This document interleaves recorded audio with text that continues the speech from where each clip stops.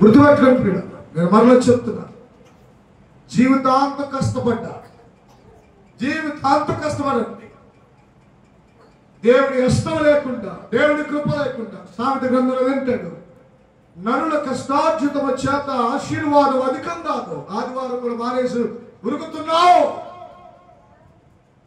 అందుకు దేవుడు అంటాడు, నరుల కష్టార్జితమ చేత ఆశీర్వాదం అధికం కాదు. ఏదో తుఫాన్ అంటున్నారండి, అందుకనే ఈరోజు ప్రార్థన రాలేదా?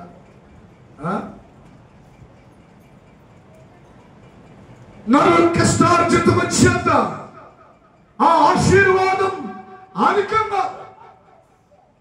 ఏ రోజు రేపటి దాని గురించి నేను చింతపడను, ఎందుకంటే నాకు తెలుసుగా దేవుడు సమకూరుస్తాడని. నాకు తెలుసు దేవుడు సమకూరుస్తాడు. ఆకాశ పక్షులు చూడని విత్తమ కోయ ఒకట్లలో కూర్చుకరవు, వాటికంటే మీరు శ్రేష్ఠులు కారా? వాటిని పోషిస్తున్న దేవుడు మిమ్మల్ని పోషిస్తాడు. దేవుడు పోషిస్తాడు, దేవుడు దీవిస్తాడు. ఎప్పుడంటే నీ యథార్థతను బట్టి.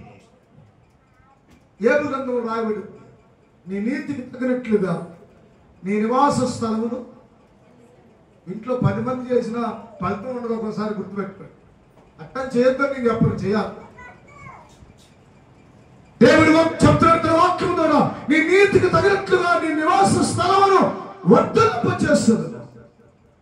మొదట ఆశీర్వాదం కంటే, చెప్పండి, దేవుడి సంవత్సరం మంచి వాగ్దానాలు ఇవ్వబోతుంది. స్తోత్రం కలుగును గాక. హల్లెలూయా.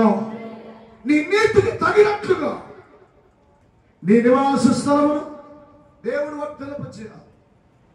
దేవుడే వర్ధలింపచేయాలి. అంతేగాని నువ్వు కష్టపడినంత మాత్రం ఆశీర్వాదం అధికంగా. సామెత గ్రంథంలో అంటాడు సొలొమోను, నరుల కష్టార్జితం చేత ఆశీర్వాదం అధికం కాదు, యెహోవా వలనే ఆ ఆశీర్వాదం ఏమవుతుంది? అధికమవుతుంది.